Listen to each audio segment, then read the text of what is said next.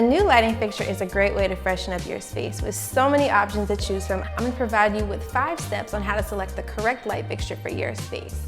First, you want to determine where you're going to be installing your light fixture. You want to take into account how many light fixtures you'll actually need, the dimensions of your space, and the clearance you'll need when installing.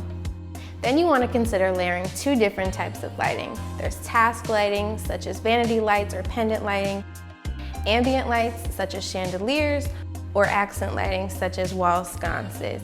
You want to aim to have at least 2 types of lighting in your space. Next, it's time to choose your fixture type. From mini pendants to semi-flush, we have all the options that will accommodate your space and fit your vision.